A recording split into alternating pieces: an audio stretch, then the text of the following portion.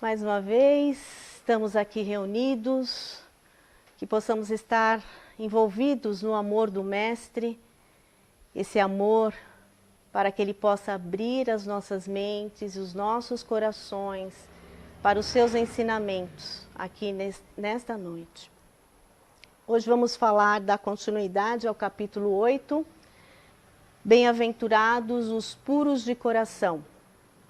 Vamos falar hoje dos itens de 5 a 7, com o tema pecado por pensamento e adultério. Temos adultério. Temos aqui duas definições, tá? Adultério. A definição da violação da fidelidade conjugal, mas também temos aquela definição de adultério como violação, quando adulteramos algo, quando falsificamos algo. Há também essa outra definição, tá? Não somente voltada para o lado conjugal. A palavra adultério, ela, nesse contexto do Evangelho, ela não deve ser somente entendida no sentido da violação da fidelidade conjugal, mas sim como algo muito mais amplo, mais profundo. Ou seja, a violação das leis divinas, a adulteração, a falsificação, quando cometemos esses atos perante as leis de Deus. Sentido dado por Jesus para designar o mal, o pecado e todos os maus pensamentos. Ou seja, essa violação, a adulteração também ela se dá pelo pensamento, através dos maus pensamentos.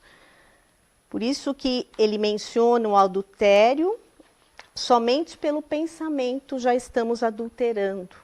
É isso que ele está querendo frisar aqui. A partir do momento que já pensamos em algo que não é bom, não precisa ser desejar a mulher do próximo, mas alguma coisa que não seja boa, algo que não é bom, que viola essas leis divinas, que nós já sabemos o que é certo e o que é errado. Isso já está dentro de cada um de nós. Nós sabemos quando estamos cometendo algo que é errado. Então, quando por pensamento já pensamos algo, já estamos violando, já estamos cometendo esse adultério. É isso que ele quis aqui nos mostrar nessa passagem. Ele foca na questão dos nossos pensamentos. Mesmo desejando o mal, sem praticá-lo, constitui uma violação às leis de Deus. Então a gente não precisa ir pelas vias de fato. Simplesmente o fato de pensar algo ruim em relação a alguém, em relação a qualquer coisa, já estamos cometendo essa violação. Não basta simplesmente não praticar o mal. Violamos as leis de Deus, não só através dos atos, mas também das palavras e dos pensamentos. Então, aqui fica muito assim, é um alerta para todos nós daquilo que trazemos aqui dentro da nossa mente. Quais são os pensamentos que estamos tendo no nosso dia a dia? A nossa vida ela é um reflexo daquilo que pensamos. Somos o que pensamos. Por isso é muito importante essa forma de enxergarmos essa questão da importância do nosso pensamento. Esse pensamento, que são emoções e ideias, vai gerar muitas vezes palavras que saem da nossa boca e que não tem volta, e muitas vezes também vai gerar, através desse pensamento, uma ação, um ato. O que estamos então pensando? O que pensamos? O que trazemos aqui na nossa mente? estamos tendo pensamentos bons, que geram ações que beneficiam outras pessoas e a nós mesmos, de forma que fortalece a nossa moral, que nos guarda contra as influências do mal. Esses bons pensamentos nos ajudam a nos desviar, a não entrarmos na mesma sintonia dessas influências do mal, que se formam em nossa mente mediante desejos nobres, são pensamentos bons de amor, de paz, de alegria, de otimismo, de perdão, de compreensão, de tolerância, enfim, que nos enchem o coração de paz, de contentamento. Por isso, esses bons pensamentos nos afastam daqueles que querem nos influenciar no mal. Por isso que no atendimento fraterno, aqueles que passam conosco, nas orientações que vêm do plano espiritual, muitos ouvem: orai e vigiai, vigiai os pensamentos, mantenha pensamentos bons, pensamentos positivos. É por isso dessa orientação, a importância que tem essa orientação. Porque é o que pensamos que vamos atrair, tanto para o lado bom quanto para o lado ruim. Ou estamos pensando pensamentos inferiores, negativos no nosso dia a dia, que nascem na nossa mente, provenientes de paixões, de ilusões, de vícios que alimentamos, pensamentos de ódio, de inveja, de ironia, de raiva, de orgulho, de egoísmo e de tantos outros. Pensamentos estes que vão provocar em nós a intranquilidade, a amargura, o desequilíbrio. Tudo se inicia num pensamento, tudo, para tudo, tudo. Se formos criar algo, precisamos pensar primeiro para depois colocar em prática. Se vamos falar, primeiro vem o pensamento para depois falarmos. Então tudo se inicia no pensamento. Nós não podemos fazer nada sem que antes tenhamos pensado em algo para depois colocar em prática. Quais são os remédios para melhorar os nossos pensamentos? Disse Jesus: orai e vigiai. Aqui ele disse tudo. Qual é o remédio para melhorar os nossos pensamentos? Oração, vigilância constante, para neutralizar as influências negativas. Oração e vigilância. Quando oramos, atraímos bons pensamentos, inspirados por bons espíritos que estão ao nosso redor. Mantendo-nos vigilantes, repelimos maus pensamentos, purificando o nosso coração, limpando o nosso coração desses sentimentos ruins. Porque é automático, quando pensamos algo bom, logo vem um sentimento aqui dentro. Alegria, felicidade. Se pensamos algo ruim, também logo vem um sentimento aqui dentro do nosso coração. Raiva, ódio, enfim. Outro remédio, cultivar o amor a Deus e ao próximo. Trabalhar no bem. Ser otimista, sincero. Ter sempre boa vontade. Procurar sempre o lado bom das coisas, das pessoas, dos acontecimentos que nos cercam. Desempenhando nossas atividades com entusiasmo, com alegria, com amor. Lendo bons livros, uma boa leitura também afasta os maus pensamentos. Ouvindo uma boa música, quando é uma boa música, ela também nos ajuda a nos afastar desses pensamentos corrosivos. Praticando também a atividade física, porque ela é importante sim para o nosso bem-estar, para o nosso corpo, que é o nosso templo. Então, quando também praticamos a atividade física, também desviamos do nosso pensamento aquilo que é corrosivo, porque estamos focados no nosso bem-estar, no nosso bem. Libera hormônios de prazer. Enquanto o nosso cérebro e o nosso corpo estiverem ocupados nobremente com coisas boas, não seremos atacados por pensamentos sombrios, viciosos e maldosos. Também não seremos influenciados por espíritos que tentam nos influenciar para o mal. Então, neste caminho, nós devemos evitar o quê? A ociosidade. Ela é a grande produtora de pensamentos inferiores. Quando paramos, quando ficamos ociosos, quando não temos o que fazer, aí a mente aqui, a cabecinha começa realmente a pensar e geralmente a tendência é levar para o lado ruim.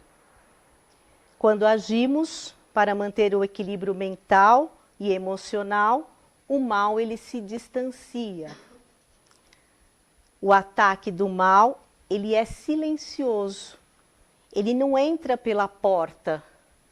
Geralmente a gente não percebe quando ele entra. Ele penetra aquelas brechinhas que vamos deixando, as brechas que vamos abrindo. Quando nos colocamos nesses pensamentos ruins, atraindo sentimentos ruins, essa é a brecha que eles vão encontrar para nos atacar.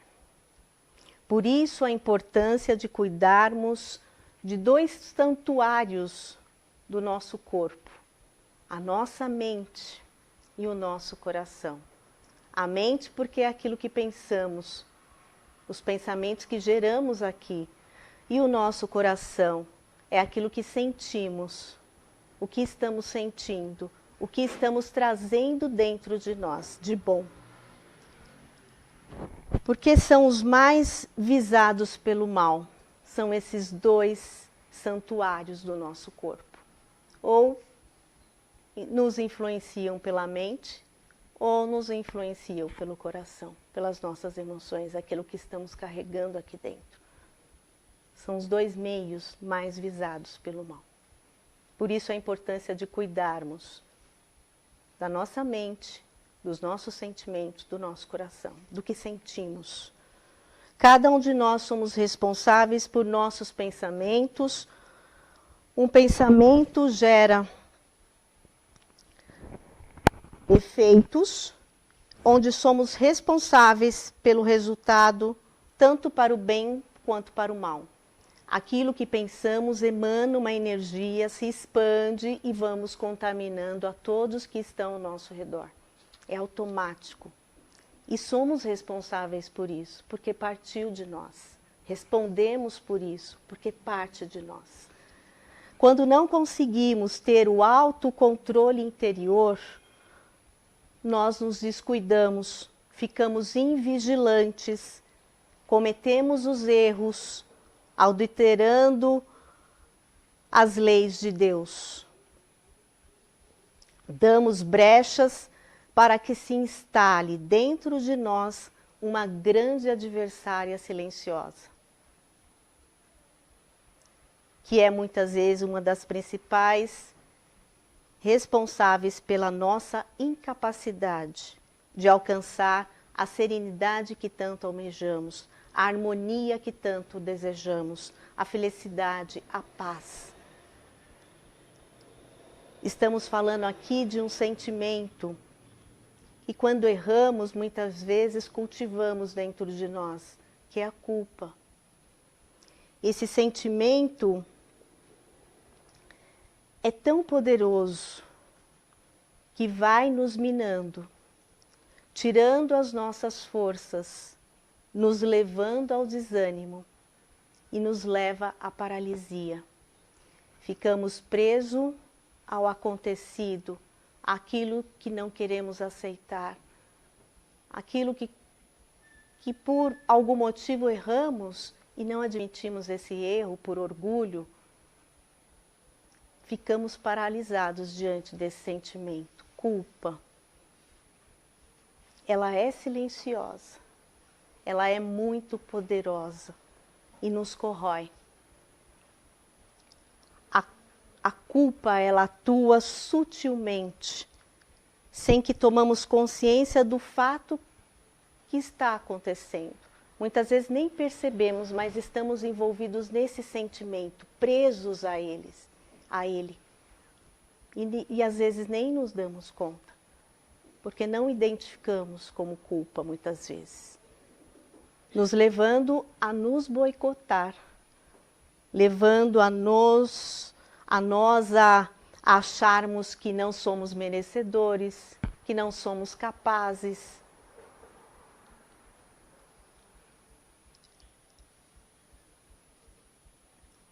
Levando a nos acreditar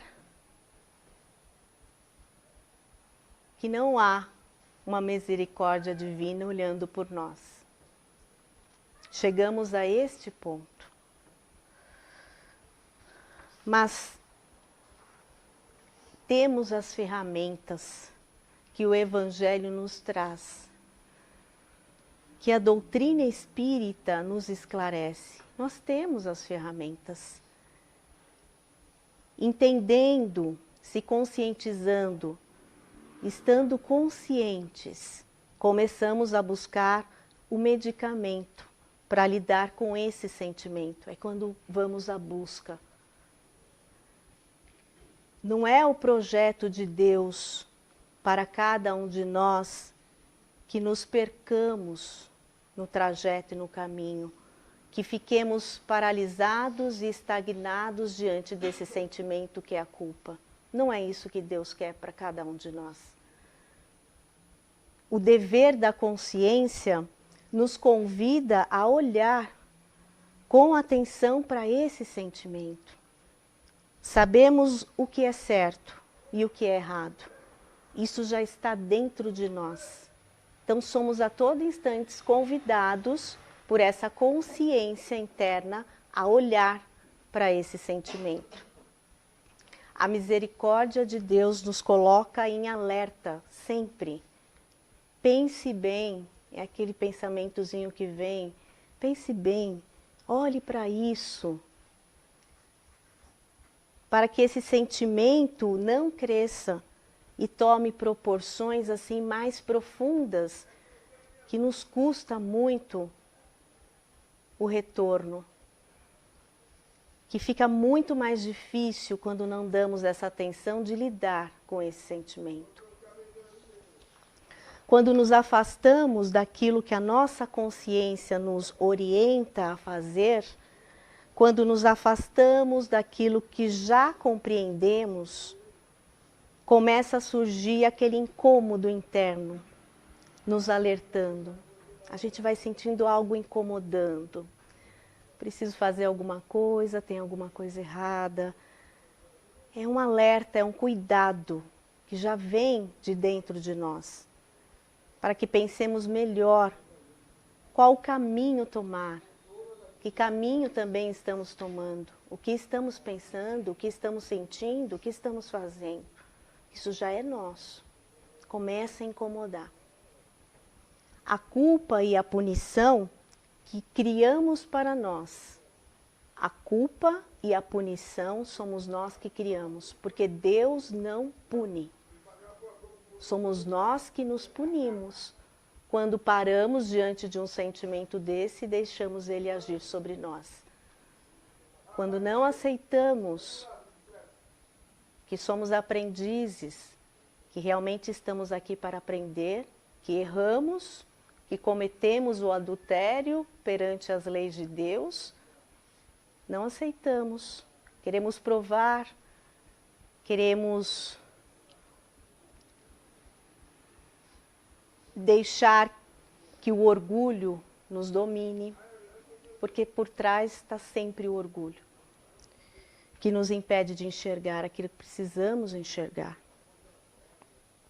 Mas existem as leis divinas que têm os mecanismos de nos trazer as dores necessárias para que voltemos ao caminho da lei divina. Por isso somos colocados diante de uma dificuldade, por isso que dizemos que essa dor e essa dificuldade, esse desafio é um aprendizado. Está ali sendo colocada para que enfrentemos, para que olhemos para ela com esse olhar de misericórdia do mesmo jeito que o Pai nos olha. É assim, o Pai de lá de cima está nos olhando com essa misericórdia, temos essa misericórdia. E por que não nós não podemos olhar também para essas dores, para esses sentimentos que nos fragilizam, que nos estagnam, com esse olhar da compaixão, do alto amor, do perdão. Mas para isso precisamos de um sentimento, aquele que Jesus nos ensinou quando esteve aqui, que foi puro exemplo disso, de humildade. A humildade, ela não é aquela que ser humilde é ser, às vezes, aproveitado ou se deixar levar por situações. Ser humilde é simplesmente entender que somos eternos aprendizes. Esse é o significado da humildade. Fica muito mais fácil de entender o que é ser humilde. Não é ser bobo. É simplesmente sempre estar colocado na situação de que somos eternos aprendizes. Aqui e também quando passarmos para o outro lado. Eternos aprendizes. É um eterno aprendizado. Por que então a culpa? Por que a punição diante dos nossos erros? Quando cometemos esses erros, nós mesmos nos punimos, nós mesmos permitimos essa punição. Qual é a proposta divina do Evangelho para vencer essa enfermidade da consciência, que é a culpa? Substituirmos essa culpa por responsabilidade, trazer para nossa responsabilidade que os nossos atos, os nossos pensamentos, é responsabilidade nossa. Não é do outro, não é da situação. É responsabilidade nossa. Substituirmos a culpa que nos coloca lá para baixo, que nos derruba, pelo erguimento, através da caridade, do amor, do trabalho para com o próximo, do amor para consigo mesmo. Identificarmos este desvio e olhar para nós mesmos com a humildade. Humildade, estou aqui para aprender, sou um eterno aprendiz, não sou perfeito, erro. Mas o importante é identificar isso, assumir a responsabilidade, olhar isso com os olhos do amor, daquela compaixão que Jesus nos olha, sem julgamento. Assim somos nós, olhando para nós diante das dificuldades, sem esse julgamento, sem essa punição. E darmos o passo para uma renovação. O que vamos fazer então, a partir do momento que entendi, que compreendi, o que vou fazer então de melhor daqui por diante? Qual é o meu novo começo? O que posso fazer de melhor agora que já entendi, agora que já aprendi? É isso. E não ficar preso àquele passado, à situação que não vai mais voltar, que não tem volta, que já está feito, estagnado diante dela, se permitindo ser punido e consumido por ela. Do que adianta isso? Na questão 104 do Livro dos Espíritos, Kardec pergunta aos espíritos: o que determina a duração dos sofrimentos do culpado? E os espíritos respondem: a sua disposição em melhorar-se. É isso que vai determinar o tempo que vamos permanecer diante daquilo que nos aflige. É a nossa disposição de enfrentar, é a nossa disposição de encarar aquilo e não de fugir. É isso que vai nos manter ou não o tempo que for necessário diante daquele aprendizado. Quando tomamos essa atitude, quando enfrentamos isso, quando entendemos isso, essa dificuldade por si só vai desaparecendo, ela vai sumindo, ela vai deixando de ter aquele peso, aquela importância que nos afligia, porque simplesmente entendemos isso. A paralisia não vai nos levar a lugar algum, só vai nos corromper, só vai nos destruir, nos desanimar, nos levando para o fundo do poço. Muitas vezes temos medos de identificar, fugimos, ficamos estagnados, nos punindo, ao invés de realmente termos essa postura, esse posicionamento, de nos erguermos e nos responsabilizarmos e seguirmos adiante. Tudo na vida é movimento, tudo. Nosso corpo está em movimento, está tudo em movimento, pela lei da física, tudo, a matéria, tudo. Quando ficamos estagnados, a água parada apodrece. Temos várias comparações aí ao nosso redor. Assim somos nós, não podemos parar diante de nada. Precisamos prosseguir. É isso que Jesus pedia para nós. Reconhecemos, erramos, tudo bem.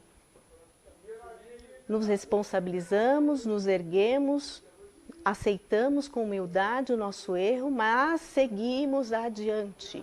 Precisamos seguir adiante.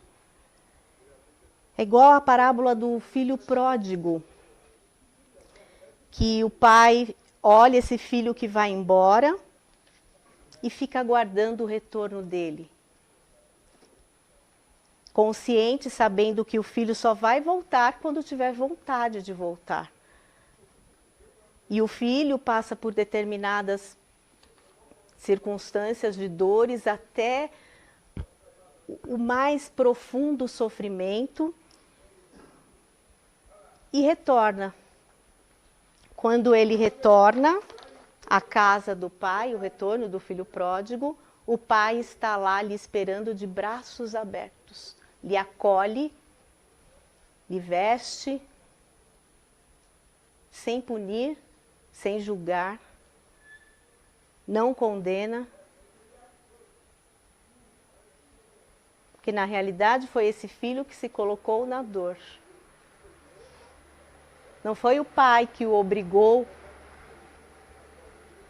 a ter esses sentimentos, essas dores, a ir embora também não. Foi um desejo dele, então a responsabilidade dele. Assim somos nós. O Pai está diante de nós de braços abertos, esperando por nós a todo instante que desviamos desse caminho, sem nos punir, sem nos condenar, com o amor divino, com a misericórdia à nossa disposição.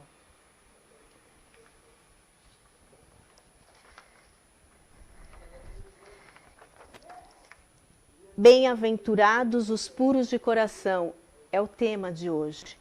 E completando, Mateus, está em Mateus 5, versículo 8. Bem-aventurados os puros de coração, porque eles verão a Deus. Bem-aventurados os puros de coração. Quem são os puros de coração? São aqueles que com humildade reconhecem os seus erros, aceitam os seus erros, com amor, com compaixão, sem autopunição, se auto-perdoa e se esforça para a renovação. Esses são os puros de coração, que não trazem dentro do coração as paixões, os sentimentos que lhe turvam a visão, que os afasta do Pai. Não trazem dentro de si a maledicência, o orgulho, o egoísmo, o ódio, a culpa, a inveja, enfim. Esses são os puros que Jesus quis dizer de coração, que limpam, puros, que limpam de dentro de si esses sentimentos que não cabem aqui dentro. E ele diz, são aventurados porque verão Deus. Quando temos esse coração limpo desses sentimentos e puros, verão a Deus porque vão ver Deus nas pessoas. Vão ter esse olhar de enxergar a essência que há em cada um de nós. Vai ver com esse olhar, vai ver o que há de melhor no outro, sem julgamento. Vê com os olhos do amor. Por isso aqui, bem-aventurados os puros do coração, porque eles verão a Deus. Verão a Deus, quando o coração é puro, a gente enxerga no outro o Deus, o amor, essa essência divina. É isso que a parábola, é isso que o ensinamento nos traz. E para finalizar,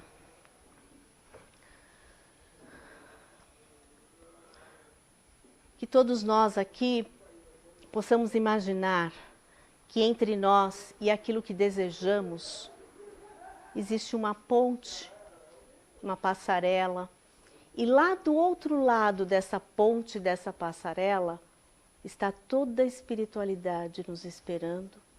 Está o nosso Pai maior de braços abertos nos esperando. Só que se nos encontramos diante dessa ponte, caídos, enfrentando qualquer dificuldade aqui que nos paralisa, abrimos nesse momento o nosso coração aqui. Peçamos a espiritualidade através da oração, o erguimento, essa força para nos impulsionar a dar esse primeiro passo. Porque a única coisa que a espiritualidade não vai fazer por nós é caminhar por nós. Esse passo é nosso. Estão sim nos amparando, nos fortalecendo, dando tudo aquilo que precisamos, mas não podem fazer por nós. A caminhada é nossa. Então que peçamos aqui hoje esse erguimento com força para enfrentarmos aquilo que está nos paralisando, aquilo que nos está impedindo de atravessar o outro lado e chegarmos naquilo que tanto desejamos, que tanto buscamos, felicidade, paz, enfim, os nossos desejos, porque eles estão sim do outro lado, nos esperando de braços abertos. O Pai assim nos espera através dessa misericórdia e desse amor divino para nos abraçar, para nos acolher. Só depende desse enfrentamento, dessa vontade, dessa disposição nossa de dar esse passo, de caminhar, de estar em movimento e não paralisados diante da dor, de qualquer sentimento que nos trave, que nos impeça de merecer aquilo que somos merecedores como filhos de Deus, que é nosso por direito. Que Deus abençoe a todos nós. Graças a Deus.